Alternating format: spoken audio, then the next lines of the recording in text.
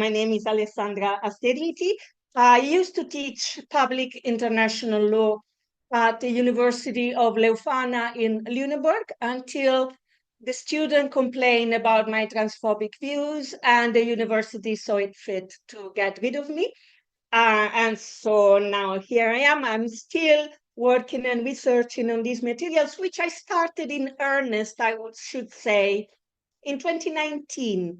Although a couple of nights ago, I had this flash that actually the first time that I probably engaged in social media with this issue was in 2018, when the Irish legislation was passed about abortion, and Amnesty commented about abortion being a right of people. And I said, well, no, if it had been, we would have had it a long time ago.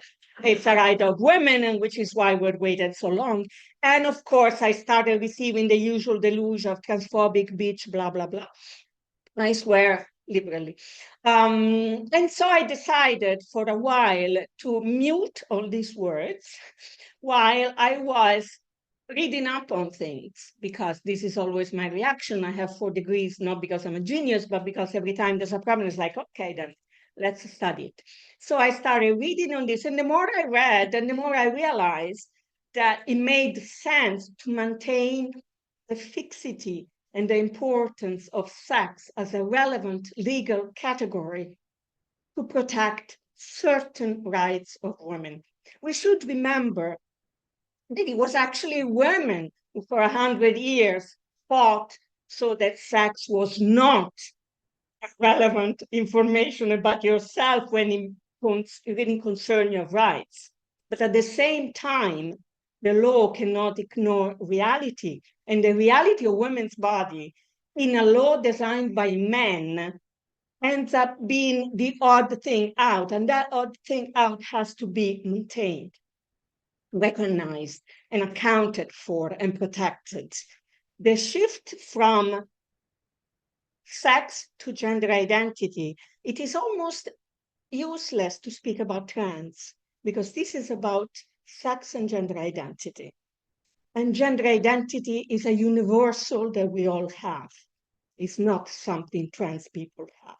So that shift, what got me interested in researching. So I spent 5 years, the last 2 of which, not being worried too much about teaching because it took my job away. So the last 5 years researching, reading lots of materials that you wouldn't believe, lots of UN material and lots of strange conferences by transvestites in the 90s in Texas, stuff that you just cannot believe. And finally, I came up with this book. And what did I want to do with this? It's not just, don't buy the book, it's academic and boring and very expensive. But what I wanted to do was looking at the genealogy of gender identity. Who created this term? What it meant when it was created? And most crucially, how did it enter the law? How did a concept that nobody even knew about until the 1980s ended up being inevitable in international law especially? It is everywhere. It is literally now impossible to keep up with the production on gender identity and what it means, and that we all have it, even if we don't think we do, even if we are against the very idea. This reminds me of what the priests used to tell me in school. As you can probably imagine by now, I wasn't the kind of girl that said, yep, I have an immortal soul. Thank you very much for telling me. I was the one that said, no, I don't. And the priest said, yes, you do, and you will be saved like all the others. Gender identity ideology doesn't even promise us any salvation. We can only be allies at most, but we don't even have the guarantee of salvation, which at least the Catholic Church gave us, together with lots of beautiful art. Now compare that with what they produce. I think I made my case already. So the book is structured in this way, and my mind is structured in this way. First, finding out what is gender identity, who coined this term, how did it get to become more and more commonly used, and by whom, and then where is the entry point of this concept into international law, And what was the strategy to make this term very important in international law? Because it is. You cannot avoid it. It's everywhere, right? So who invented it? A sexologist, as you can imagine, in the 1960s. He is the famous John Money, who experimented on twins, both of whom, many people know they experimented on twins. We should also remember that both of them committed suicide. One of them after trying to revert to his male identity and body. He had been raised as a girl because of a botched circumcision, and then he tried in adult age to revert to his male body. He got married, but he ended up committing suicide, as did his brother, who had been raised as a boy, that he was, but was also forced to participate in all the experiments that the doctor was having on these two children, ironically, to prove that gender identity can be taught, which is kind of the opposite of where gender identity ideology is now. The gender identity is innate, and we can change it, but it's there when we're born. Back then, it was something that could be taught to children. Professor Moni said there was a window in which children could be learned to be raised in a different sex. So this was one strand. It became very evident to me that from the 1960s onwards, there were two major strands, both of them outside the law, but one with a relationship to it. The first one was the sexologists. They seemed to have an obsession with transvestism and transsexuality. And they created, some articles are ridiculous. One article claimed there are 4 sexes, and you'll never guess which the 4 sexes are, because they're male, female, homosexual, and trans. These are the 4 sexes. This was an article that interviewed Professor Harry Benjamin, the father of transsexual medicine. So this gave it a veneer of legitimacy, and it was really a push to make trans operation possible, a possible solution to this problem. There was also recognition. I'm reminded of Sheila first talk this morning. There was also recognition that sex was the main motivator. They were a lot more frank on the fact that this was a sexual urge. Being in the 1960s, men's sexual urges have to be honored. So these men got the chance to have an operation and then live as women. They went through this pain in their life and they had to live as women. The second strand was initiated by a judge from Texas, the first transgender judge in Texas, Phyllis Fry. He started conference, the international, in parentheses, it was called international because Stephen Whittle was there and he's British. So that made it, this is like the study of Americans, the Americans, so it's like Americans calling the baseball championship international because there are some Cubans. It was a US conference, the International Conference on Transgender Law and Policy. This started in the early 90s. And this was a way in which all the information coming from the medical world started to seep through the legal world, and they started to lobby. And they started to lobby both locally in the US, so that congressmen and congresswomen would introduce gender identity in the legislation. It took them a while, but there it is, Title IX, officially. So they lobbied the lawmaker in the US, and they also lobbied internationally. In the second proceedings, I think, of the conference, there is the news that there was a meeting at the United Nations, at the Committee of the United Nations about gender identity and sexual orientation. I found no reference to this meeting, but what I did find is that the conference, ICSLEP, that wrote a declaration on gender identity, which is deranged. These declarations share some similarities with the Yogyakarta principles. that were written in the 2000s. So we're still in the 1990s. Now we shift a little bit and we go to Europe. Also in the early 90s in Europe, there was a focus on transgender rights. More specifically, as you see in the US, I'm often speaking of gender identity. But in the EU and in Europe, it was more closely transgender rights, or to be more precise, transsexual rights. So we start in the US with this focus, medical and legal, with their own particularities. It's clearly not a social justice movement, not a social rights movement, because it's from the very beginning bankrolled by very rich people. It's from the very beginning supported by pharma. So it is clear, and from the very beginning, there is no relationship with any other movement. No women movement involvement, regardless of what they say, no African American involvement, and more importantly, no LGBT involvement. Actually, this judge, Frey, gives a very interesting story of how he convinced the Human Rights Watch, the president of Human Rights Watch, to introduce gender identity.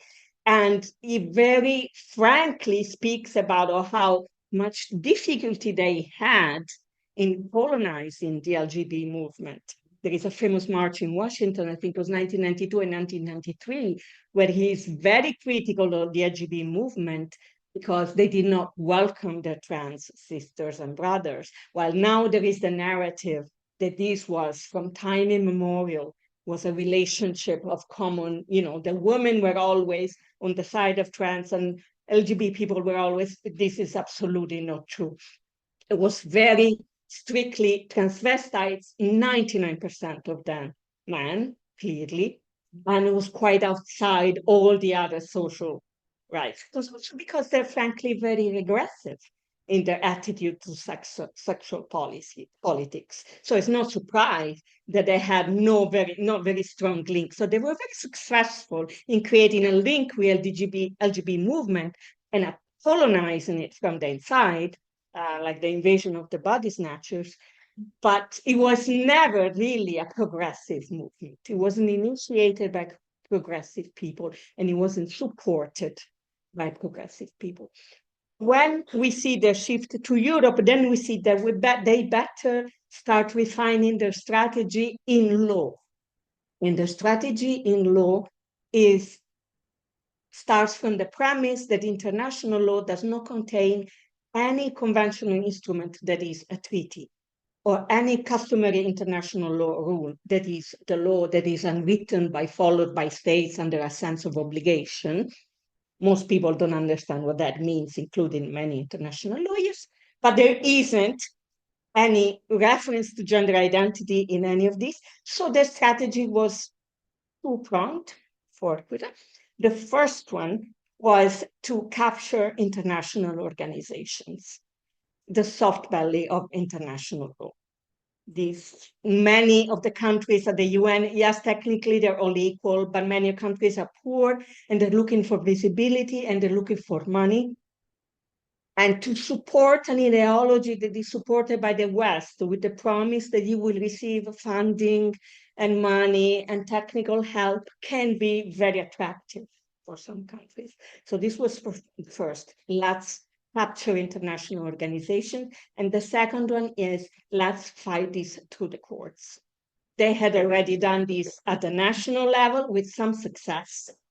In the UK, there is Corbett v. Corbett, which they lost because the judge, who was a doctor, said, well, no, sex is sex. But in the US, there was a case, I cannot remember because it's initial MVJP or something like that, which they won, in which the judge, who wasn't a doctor, but who listened to the doctor of the plaintiff, and the doctor of the plaintiff had studied with Harry Benjamin in Berlin and was an expert in transgender medicine. He believed that doctor. He believed that sex is not necessarily biological sex, as if there are any other. Don't listen to anyone who talks about legal sex. Legal sex is the sex that we are recognized of as first as the UN says.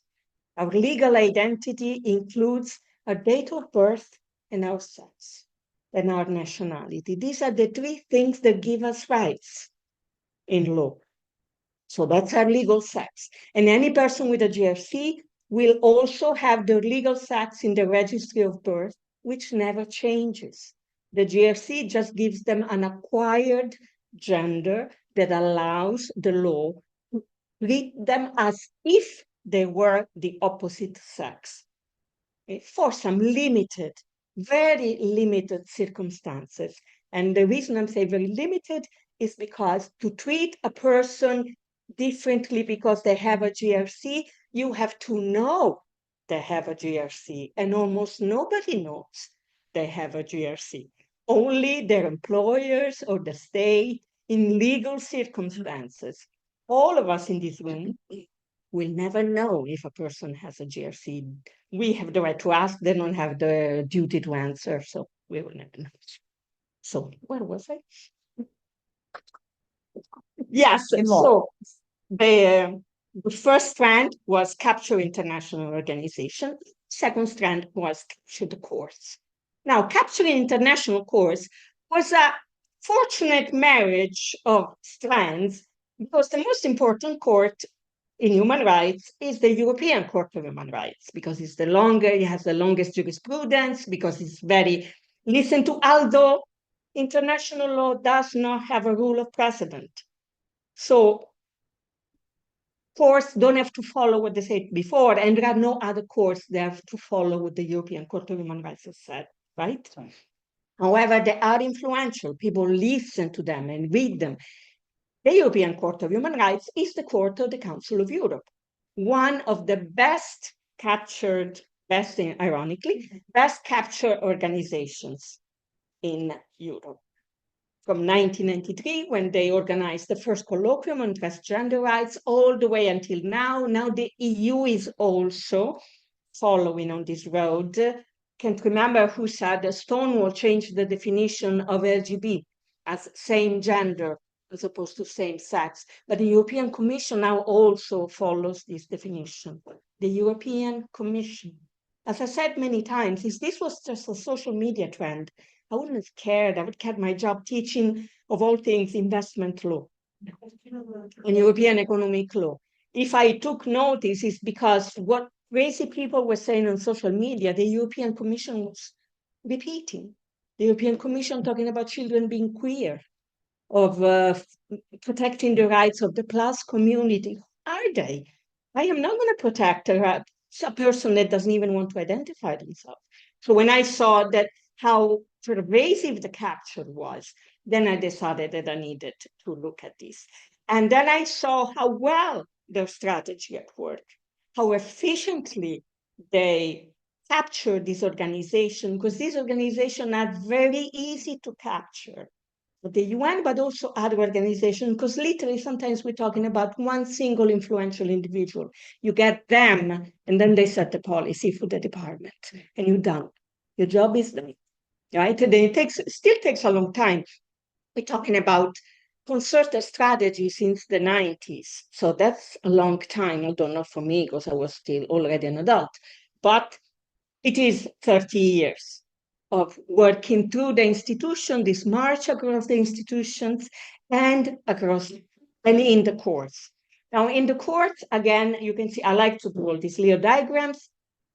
In the international court, the European Court of Human Rights ended up building a 4-pillar structure for the protection of gender identity. This 4-pillar structure, I always forget one, like the dwarfs and Snow White, are self-determination, body integrity, privacy, and dignity. These are the 4 pillars on which they built the protection of gender identity.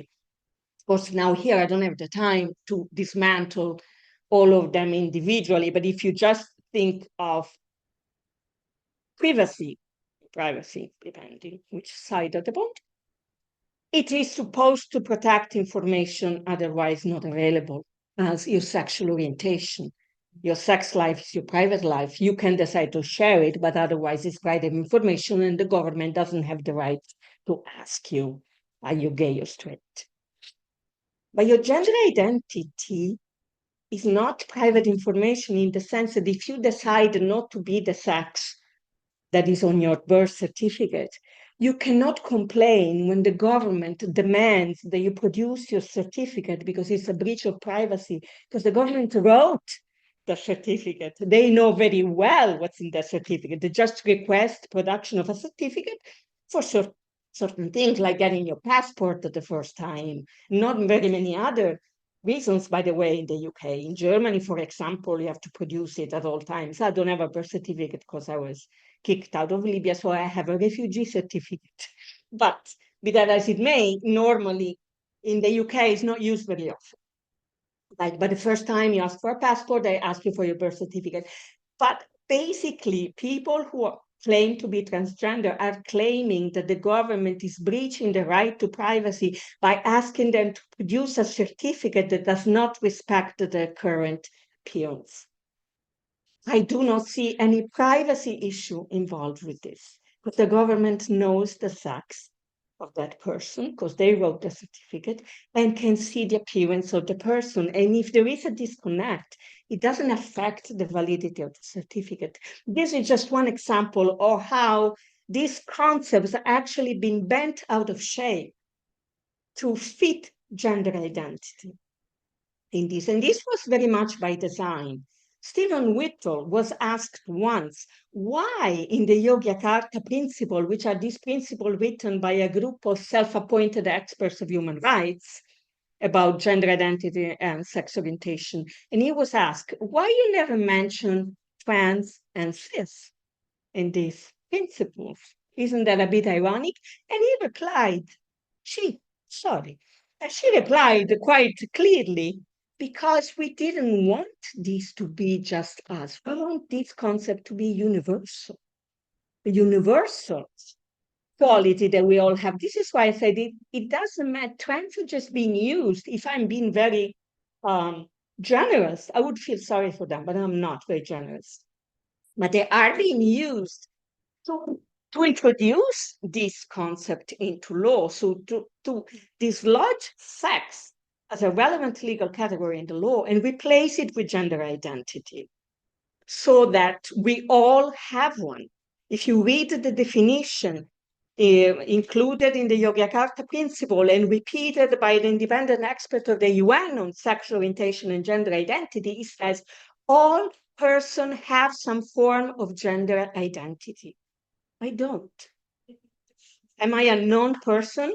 I asked Victor Madrigal Borlotz, am I a known person because I don't have a gender identity? Of course, he didn't reply. But the important move is the move to replace sex with gender identity, not to give rights to an oppressed minority. Once sex is replaced with gender identity, transgender people will not necessarily be as important or as protected as they think they are now, because sex certificate, sex markers, none of that will matter anymore. It will be gender identity straight out the bat. And as I always say, okay, fine, if gender identity is the relevant category, cis women are the most oppressed. Prove me wrong, right? Even if we certainly don't have any cis privilege, because being cis, so being of a female body as well as a female mind, like in tilting our head and whatnot, we are still the most oppressed, even if we are cis and not female, right? So they are being used. I didn't want to go into any kind of by why. I was afraid I was going to slide into some sort of, like there's a big, now I can only think of the Italian word, complotto. Julia, help me. Conspiracy. Yeah. There's a big conspiracy against women. I am not sure why. A lot of things can be explained by incompetence, especially in law, without having to go down the conspiracy. A lot of people are just hapless and signing off things they don't have time to read properly and thinking they're doing the right thing because this is progressive and it's fine. So what is happening is that sex is being replaced by gender identity. The strategy is to capture institutions and to build this edifice that has been devised mostly by the European Court of Human Rights. Now, another thing that I was interested in is because the narrative is that this is a world movement, that this concept of gender identity always existed throughout time and throughout place. I wanted to see, so fine, how is the rest of the world receiving this concept? So a big part of the book, and this actually, I think I'm going to put it on Substack for free and screw the editor, publisher, is to look at what the regional peripheric courts or domestic courts in countries outside of the academic circuit of Western academia, how they are incorporating this concept into their legislation. And I just want to read you a quote. This is one of the most famous cases on transgender rights. This is the Nalsa case, the Supreme Court of India. This was a transgender identifying male who said he was a woman. And this is how he describes his life and how the court happily quotes him. I am male, but I only have female feelings. I used to help my mother in all the housework, like cooking, washing, and cleaning. Now, we can laugh about this, and although I do feel sorry for this person, because, of course, he lives in a society where this is not acceptable. But to close on a high legal note, Article 6 of the Convention on the Elimination of All Forms of Discrimination and the Rights of Women enjoins states to stop all practices that reinforce gender stereotypes.